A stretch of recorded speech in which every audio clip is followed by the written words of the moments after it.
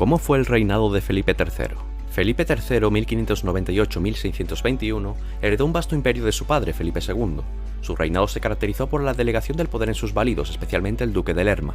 Bajo su gobierno, España buscó mantener la paz en Europa firmando la tregua de los 12 años con los Países Bajos en 1609 y estableciendo la paz con Inglaterra en 1604. En el ámbito interno, Felipe III firmó la expulsión de los moriscos en 1609, afectando negativamente a la economía española. Su administración fue marcada por la corrupción y el despilfarro, debilitando el tesoro real. Ejemplo de ello es la gestión del duque de Lerma, que trasladó temporalmente la capital a Valladolid para enriquecerse con la revalorización de los terrenos. A pesar de los esfuerzos diplomáticos, España continuó involucrada en conflictos europeos, especialmente en la Guerra de los 30 Años que comenzó en 1618.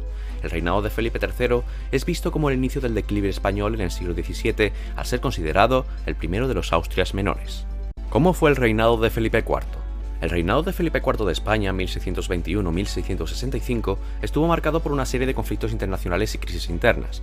El denominado Rey Planeta era un hombre culto pero de carácter débil. Su gobierno estuvo influenciado por su valido, el conde duque de Olivares. En el ámbito internacional, Felipe IV enfrentó a la prolongada Guerra de los 30 Años, 1618-1648, donde España luchó por mantener su hegemonía en Europa, además de la Guerra de 80 Años con los Países Bajos, que concluyó con el reconocimiento de su independencia en 1648. El conflicto con Francia, que había entrado en la Guerra de los 30 Años, continuó algunos más, sellándose en la Paz de los Pirineos de 1659 el paso de la hegemonía europea a favor de Francia. Internamente, el país sufrió una grave crisis económica y social agravada por la política centralizadora de Olivares, el Gran Memorial, y el incremento de los impuestos. Esta situación provocó algunas rebeliones, como el Corpus de Sangre en Cataluña y la independencia de Portugal en 1640. ¿Qué fue la Guerra de los 30 Años? La Guerra de los 30 Años, 1618-1648, fue un conflicto europeo complejo y devastador, iniciado por tensiones religiosas entre católicos y protestantes en el Sacro Imperio Romano-Germánico. Comenzó con la revuelta bohemia y se extendió a gran parte de Europa, involucrando a muchas potencias, incluyendo España, Francia, Suecia y Dinamarca. A pesar de las victorias iniciales españolas, como en Breda en 1625, la situación cambió con la entrada de Francia en la guerra.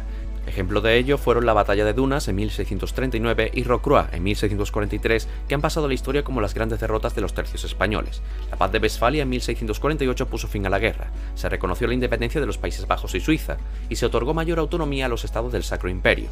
La guerra debilitó significativamente a España, marcando el ascenso de Francia como la principal potencia europea y el declive del poder de los Habsburgo. ¿Qué eran los tercios españoles? Los tercios españoles fueron unidades militares de élite del ejército español entre los siglos XVI y XVII, consideradas las más formidables de su época. Desde tiempos de Carlos I, procedían desde distintos lugares del imperio, destacando su lealtad al rey como concepto a pesar de las penurias de la guerra y las dificultades económicas. Los tercios destacaron por su disciplina, entrenamiento riguroso y tácticas innovadoras, como el uso de cuadro de piqueros para defenderse de la caballería y el fuego cruzado entre los arcabuceros y mosqueteros. Esto determinaba una estructura flexible y eficaz. Su reputación se forjó en conflictos como las guerras italianas, la Guerra de los 80 Años y la Guerra de los 30 Años. La Batalla de Pavía y la Batalla de Nördlingen son ejemplos notables de sus victorias. El declive de los tercios fue de la mano de la monarquía hispánica, pero su legado perdura como símbolo de la hegemonía militar española y mundial junto a la falange macedónica, las legiones romanas o las tropas napoleónicas. ¿Cómo fue el reinado de Carlos II? Carlos II de España, 1665-1700, denominado el Hechizado, fue el último monarca de la dinastía de los Austrias en España. Su reinado estuvo marcado por su débil salud, problemas mentales y la intervención de regentes como su madre Mariana de Austria y su hermanastro Juan José de Austria. De hecho, muchos consideran un milagro que llegara a vivir 35 años. Durante su gobierno, España experimentó un declive económico y militar con pérdidas territoriales y una administración ineficaz. Enfrente tenía la poderosa Francia de Luis XIV, el Rey Sol, a la que tuvo que enfrentarse en la Guerra de Devolución y la Guerra de Coalición. A pesar de las dificultades, sus ministros llevaron a cabo ciertas reformas que dinamizaron la economía, a pesar de la herencia recibida del reinado de Felipe IV.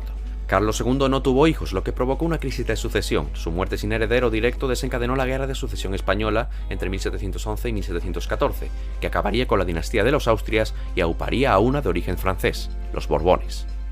¿Cómo era la economía bajo los Austrias? En los siglos XVI y XVII, la economía española experimentó significativos cambios. Inicialmente floreció gracias a las riquezas traídas de América, especialmente oro y plata, lo que impulsó la expansión del comercio y el financiamiento de guerras europeas.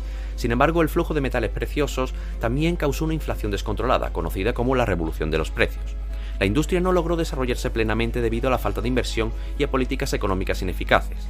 En esto también es importante destacar la mentalidad rentista, donde se aspiraba a ser propietario y se menospreciaba desde la nobleza el trabajo manual. Hay autores que afirman que a esto afectó la mentalidad católica imperante, pues en los países protestantes se desarrolló mejor la inversión y la iniciativa empresarial. La agricultura se vio afectada por la expulsión de los moriscos en 1609, quienes eran cruciales en este campo. Además, las continuas guerras y la mala gestión financiera llevaron a repetidas bancarrotas. ¿Cómo era la sociedad bajo los Austrias? La sociedad se estructuraba en 3 estamentos: nobleza, clero y pueblo llano. La nobleza y el clero disfrutaban de privilegios y tierras, mientras que el campesinado y los trabajadores urbanos enfrentaban cargas fiscales y dificultades económicas.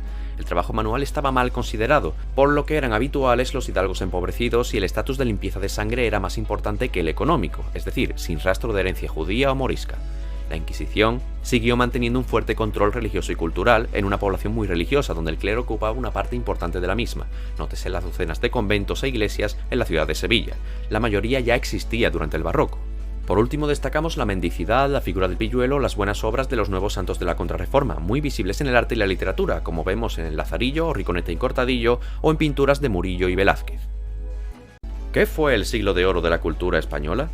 A pesar del inicio del declive de la hegemonía europea de los Austrias, el siglo XVII, siguiendo la estela del Renacimiento, se trata del denominado siglo de oro del arte y las letras españolas. En el terreno literario destacamos por encima de todo a Miguel de Cervantes, autor del Quijote, la primera novela moderna. También la lírica de la mano de Góngora y Quevedo, o el teatro con Lope de Vega y Calderón de la Barca como representantes, así como la poesía mística de Santa Teresa de Ávila o San Juan de la Cruz. En el arte destacamos el barroco, sin olvidar enormes obras del siglo anterior como el Escorial o las pinturas del Greco. En arquitectura nombraremos a Juan Gómez de Mora o los hermanos Churriguera. En escultura es la edad de oro de la imaginería castellana, Gregorio Fernández, y andaluza, Juan Martínez Montañés, Juan de Mesa, Pedro Roldán, etc. En la pintura destacamos a Zurbarán, Murillo, Valdés Leal, José de Rivera y sobre todo a Diego Velázquez, como grandes influyentes de la pintura universal. También al polifacético Alonso Cano, que dominó las 3 facetas del arte que hemos comentado. Sígueme para más en YouTube, El Rincón de Joselillo.